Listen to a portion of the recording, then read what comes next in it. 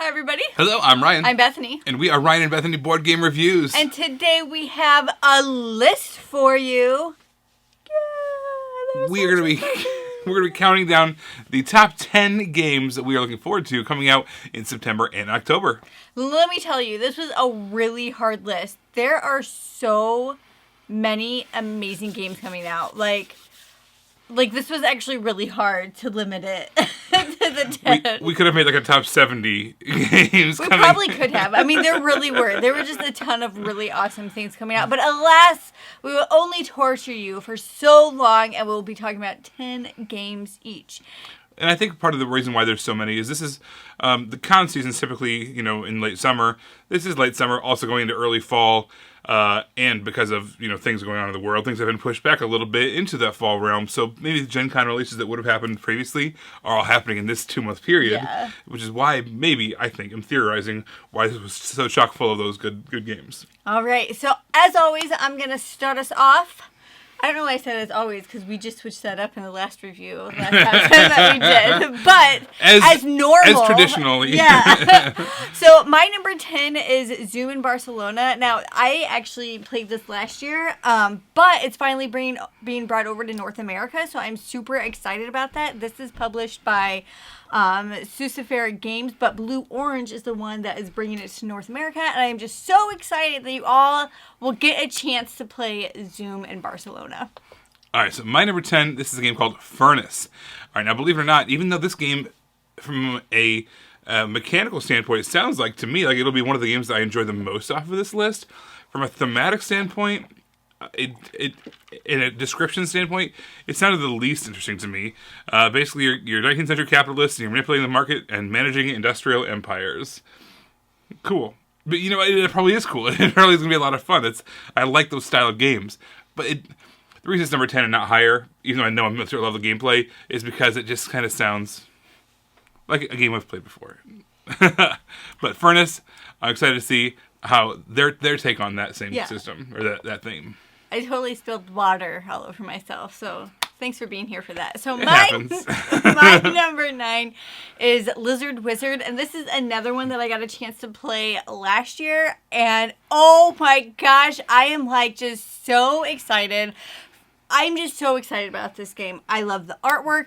I love how the game plays. I love how the set collection. I just loved this game. It is definitely on my top, 20, would you say? Yeah. It is wonderful. And this is being published by Forbidden Games, and it's designed by Glenn Drover, and it is great. Yeah, I mean, it has that set collection. It's got push your luck. It's got resource management.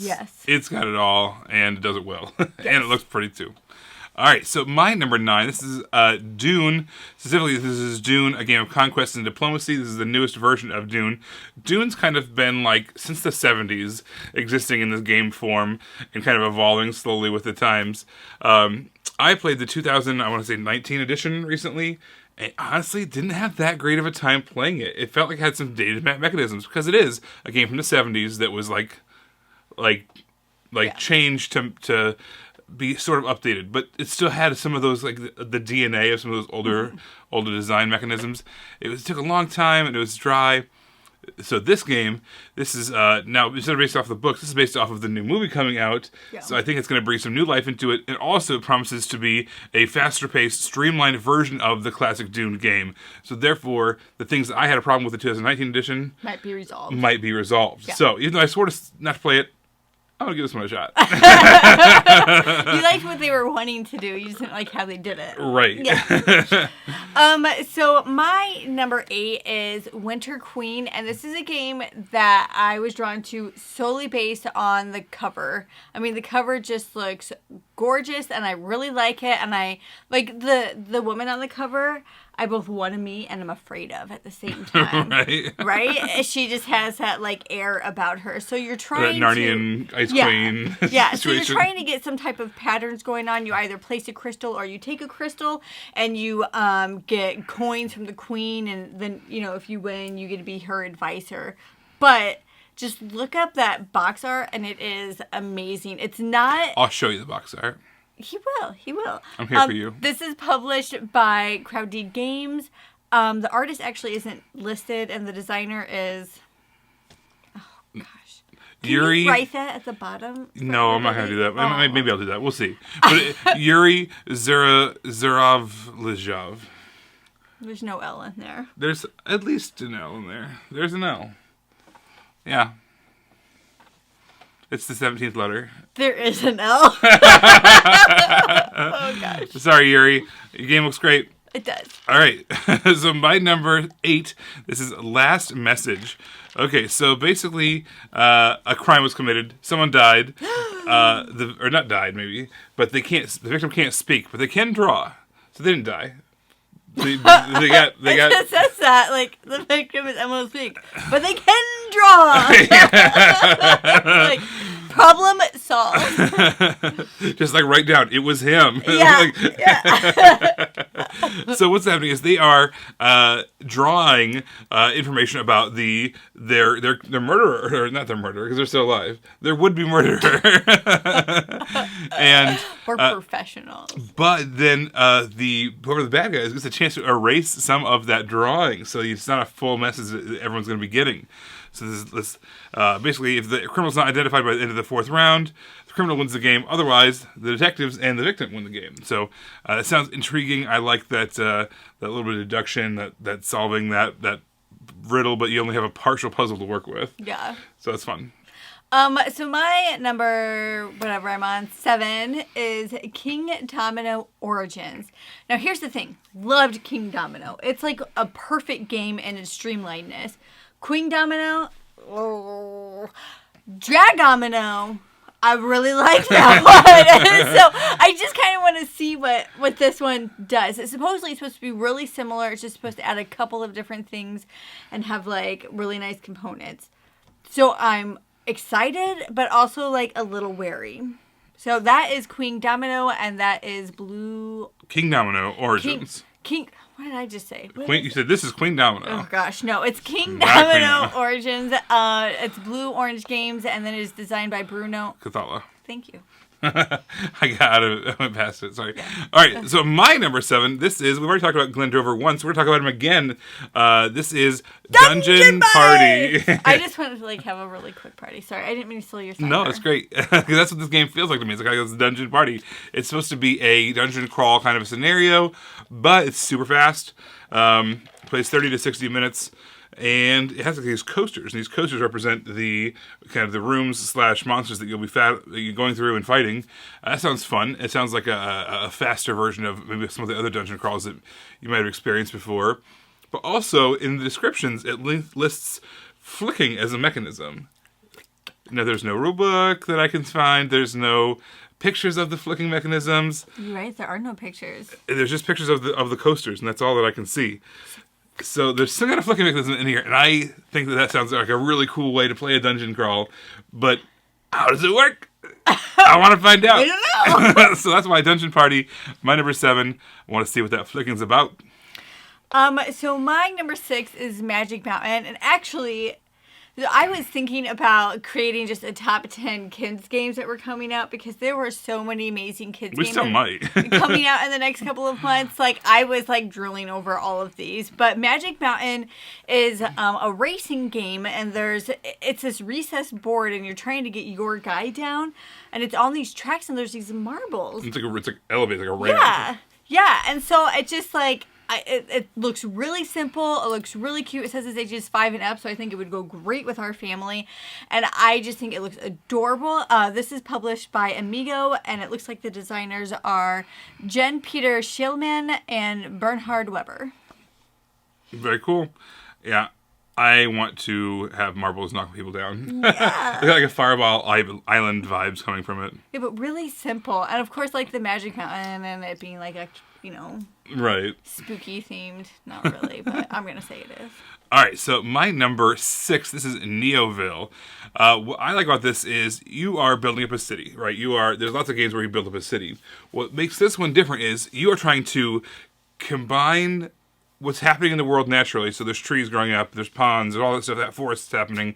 You are trying to build up a city within and complementing and integrating with the natural habitat and landscape that's happening.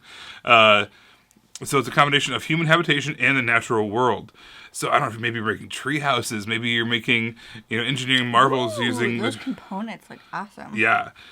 So you're looking for architects who are going to be able to make this thing. You're trying to, it's a 4x4 grid. You're trying to work with the space that you have and work with the natural resources. Because, I mean, from a real life standpoint, I hate when I see a new building sign going up, because I know what that means is trees are going to be, some of the natural resources are not, natural habitats and things are going to be taken down. So I love this idea. It's a Phil Walker Harding design. Nothing but hits from him. So looking forward to seeing how that works and if the theme really truly comes out. Yeah. Yet another blue-orange game. Yeah. It sounds like they're just coming out with everything. This is the month of blue-orange. All right, so my next game is KHORA Rise of an Empire, and I guess this is a rehabilitation of Improvement of the Polis, which I'm not familiar about. Do you know anything? You don't know about Improvement of the Polis?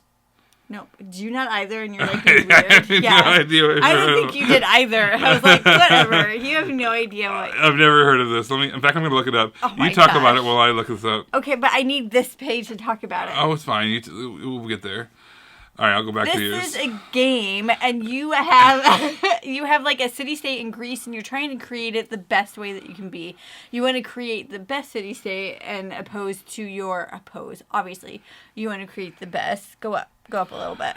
Yes, ma'am. Thank you. So there's card drafting and dice rolling. That's what I wanted to talk about this game. So the reason why I'm intrigued with this game is that it looks like it has a little bit of strategy with just a hint of luck in it. And I love that, because I can play really competitive in that arena where there's a little bit of strategy and a little bit of luck. That's like my sweet spot in order for me to win games. I need that little bit of luck to help me out. So this just looks really neat. So what is it? Improvement of the Polis. Very little information. All right, so my number 5 is kind of a cheat. This is an expansion. I usually don't talk about expansions, but this one I felt like was worth talking about. This is Vampire the Masquerade Rivals. All right, which is an expandable card game, meaning that you have a base deck of cards, right? And over the course of, after playing it a few times, you have to take some cards out, shuffle some new ones in. It's a living card game, meaning that it plays a lot like a CCG, similar to like Magic or Pokemon or one of those. But instead of chasing down rare cards, the whole box has everything you need inside of it. And all the cards that you can expand with.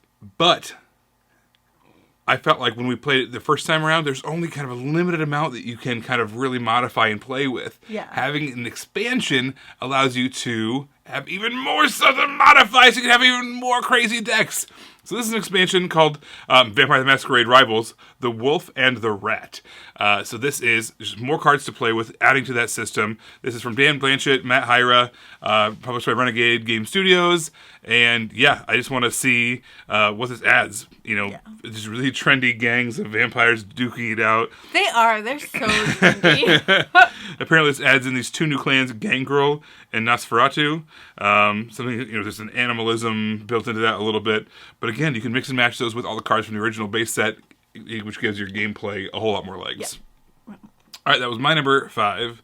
Rivals, Masquerade, Vampires, Masquerade, Rivals, The Wolf and the Rat. Okay, did you say all of it? So many words.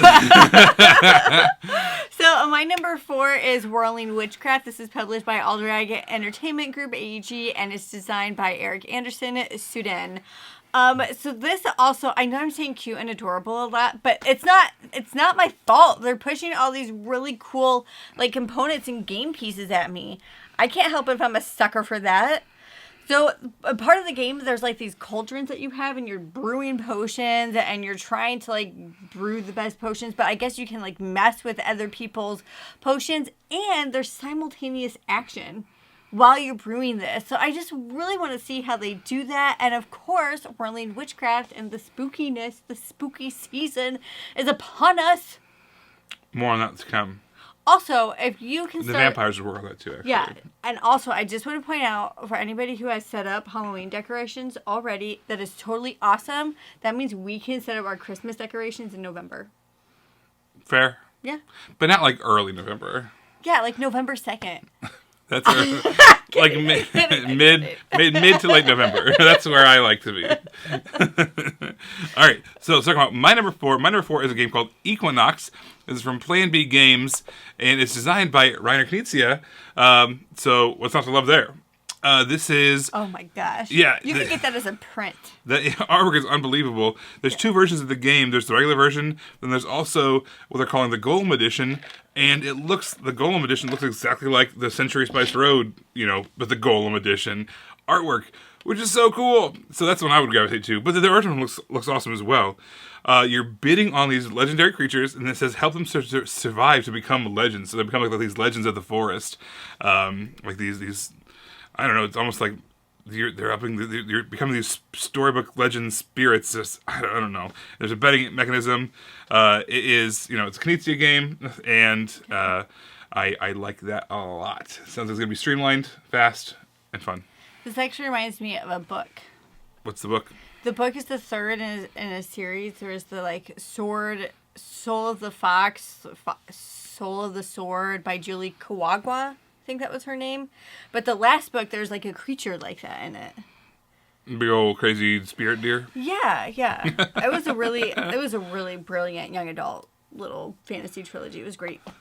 All right, Equinox number 4. Oh, okay, yeah. Knizia for the win. I will carry on to mine. My number 3 is Vivid Memories, and this is published by Floodgate Games, and it is designed by Matthew Dunstan and Brett J.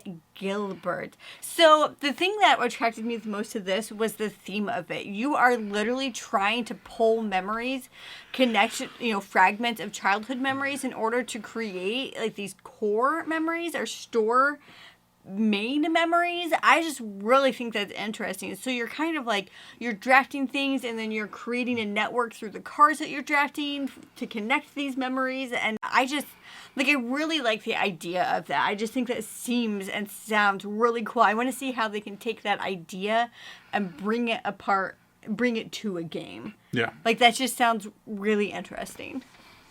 All right, my number 3, this is Welcome to, but it's Welcome to the Moon. I really like Welcome to. It's a game that kind of introduced me to the concept of not just playing a flip and write, but enjoying a flip and write. We've played the original one, we've played the Christmas, we've played the Easter, we've played the Halloween. There's an Easter one? Yeah. I haven't played that. I have.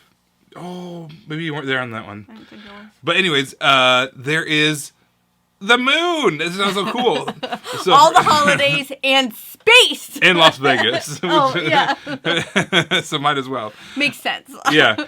But this one adds, not only is the theme of the moon, but also it adds a campaign-style thing going on. So instead of just doing a one-and-done thing and then the page is done, you actually have 8 series, it's 8 adventure sheets that you go through, and there's some kind of a campaign mechanism that ties them all together. I'm not sure if it's like a cumulative score or what, but I think that would just would be a really cool campaign idea.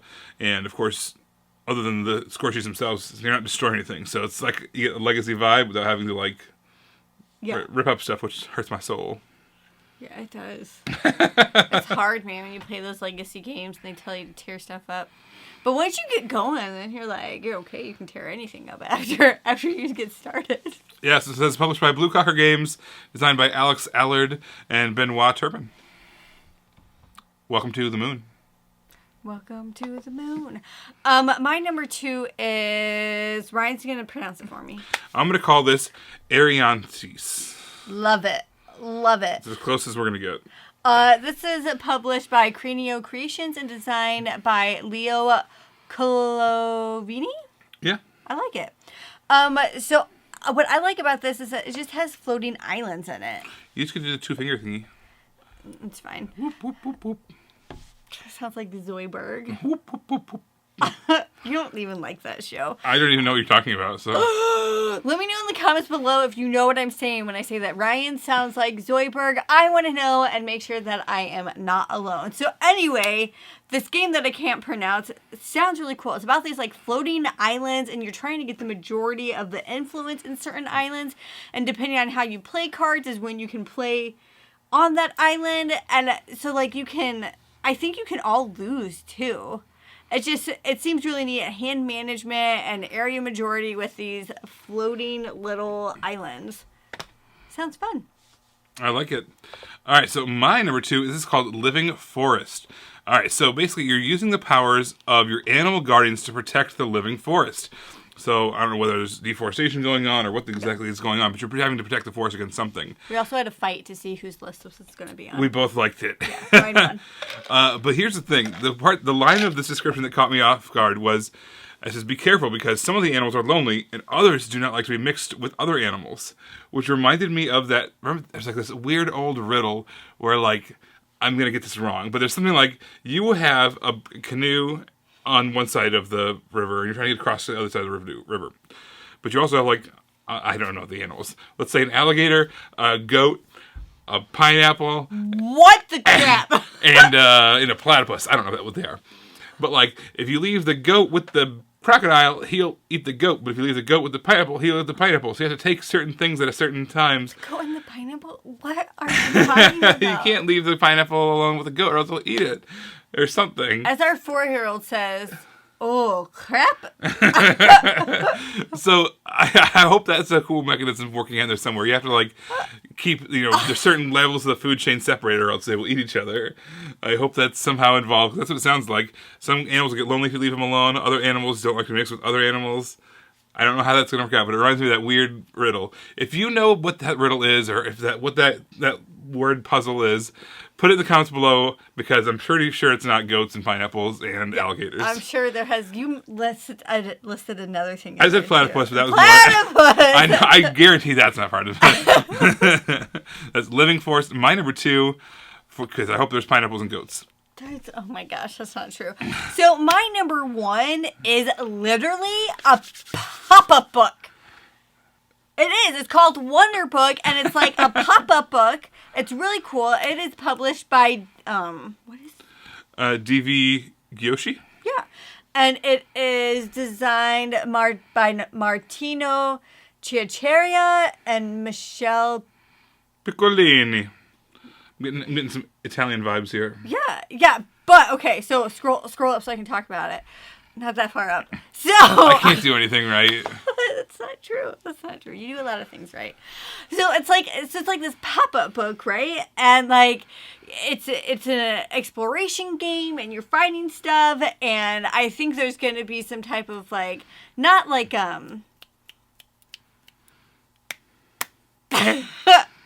where you can't play it again. Campaign or legacy. I don't think it's legacy. I think it's like there's like a story arcs and there's different things that you can do with this, and there's going to be fighting and you have to plan. And it's cooperative and it's a pop-up book. It's a game. But it's a pop-up book. I cannot really talk about this right now. My tongue's just being blah, but pop-up book game. That sounds pretty awesome. Yeah. All right, so my number 1 is, we're talking about games that are coming out in September and October. What better games to talk about in October than Horrified American Monsters? All right, so Horrified was in my top 10 of all time. Last time we did it, which was like a year or 2 ago. It was in my top 10 cooperative games. And it was in my top 10 spooky games. Yep. We like spooky games, not scary games, but spooky games. And Horrified was perfectly spooky. We don't like scary things. So, oh my gosh, we talked about back then that how this would be a perfect game. It's very, very, very expandable. They didn't just give us a small little expansion. They gave us a full-on, standalone game, all new monsters. Every single one of these monsters has all new win conditions, or I guess defeat conditions, things you have to do to defeat them. But it still has the same, core mechanisms, I guess, which just sounds so cool. All new monsters. I think I'm really excited about this one. I hope, again, that it did the same thing that Horrified did, was just make it spooky without making it scary, which it sounds like it would be. They're not like, it's like chupacabras and stuff, not like it. Oh, and Bigfoot. Yeah, and Bigfoot. So, in the Banshee of the Badlands, I don't even know what that is. The Ozark Howler. No idea. Love it. Yeah, there's something about Iowa in here. It's not like the corn monster. Children of the Corn. Like I said, we don't want it scary. We want it spooky. We don't want Children of the Corn. But everybody, thank you so much for watching. We want to know, what games are you looking forward to that are coming out? Did any of these pique your interest? Were any of these just like no-goes that you would never want to play based on our wonderful descriptions of them? We struggled here, guys. Let us know in the comments below. We always love hearing from you. Until then, don't forget to subscribe so you can see our videos as they come out. You can find us on Facebook. We're Ryan Bethany Board Game Reviews. On Twitter, we're Ryan Bethany1. And on Instagram, we are Ryan and Bethany. All right, and guys, at Gen Con, there's always like some secret games that come out that aren't on the list. That's not true. That actually is 100% true. Secret games? Secret games. I remember when Clank in Space was revealed. It was like, there's going to be a game coming up. We're not going to tell you what it is. Well, see, that's not secret. You just don't know what it is. Like. Well, the point is, there's games that aren't on this list that we want to know about. If you go to Gen Con and you find out about some of these games. That's where you're going. Okay, yes. Let us know. We would love to check them out too. Yes, thank you so much. We'll see you next time, guys. Bye.